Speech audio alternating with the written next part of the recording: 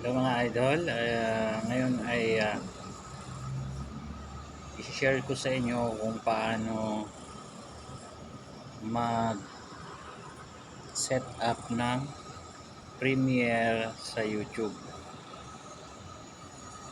Make sure na mayroon na kayong video na naka-ready para i-upload.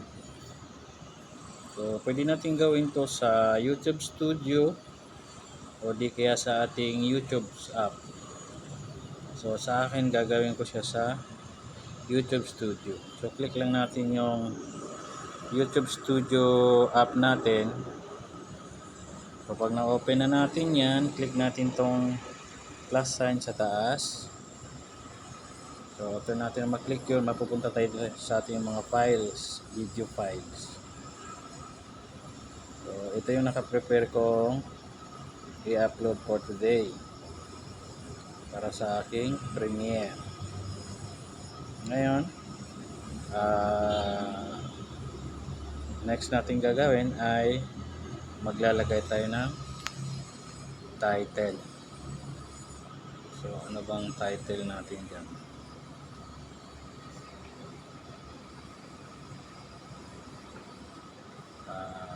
Flowering plants. So, sample, ganun yung title natin. Flowering plants. After nyan, i-click lang natin tong visibility. So, make sure na naka-public siya. So, may nakalagay dito sa visibility, public, unlisted, or private. So, bago tayo mag-set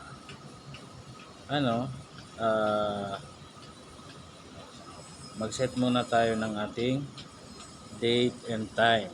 So, for example, click natin itong publish as public. For example, i-set ko siya sa June 30. Click natin yung OK. Tapos yung time, bahala na kayo pumili ng oras. Ang sa akin ay 5 PM. So, mayroong selection dito kung AM o PM. So, sa akin, siset ko siya as 5 PM. Then, click OK.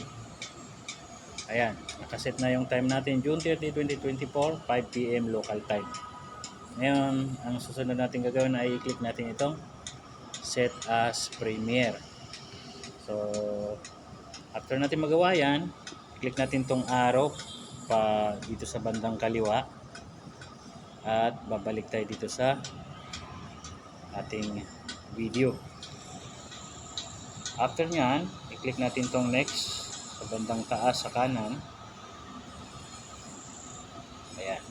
Mamimili tayo ngayon, after natin maklik yun, mamimili tayo ngayon ng mga audiences natin. Mayroon dito nakalagay, yes, it's made for kids, at mayroon sa baba yung no, it's not made for kids. So, mostly ang ginagawa natin ay, ang ginagawa ko ay, ang pinipili ko, no, it's not made for kids. Lagi po natin tandaan na kapag yes, it's made for kids yung ating pinili, ang ating pong comment section ay automatically na naka-off. So, kahit maraming viewers yung video mo, hindi sila makapag-comment. Pwede lang silang mag-like. So, kailangan maging maingat tayo sa pagpili dyan. Then, after that, dito sa baba, makikita natin yung upload video. I-upload lang natin yan. Click natin yung upload video. So, andyan na po siya, uploading flowering plants. So, may nakalagay po dyan, Premiere. So, ganyan lang po mga idol.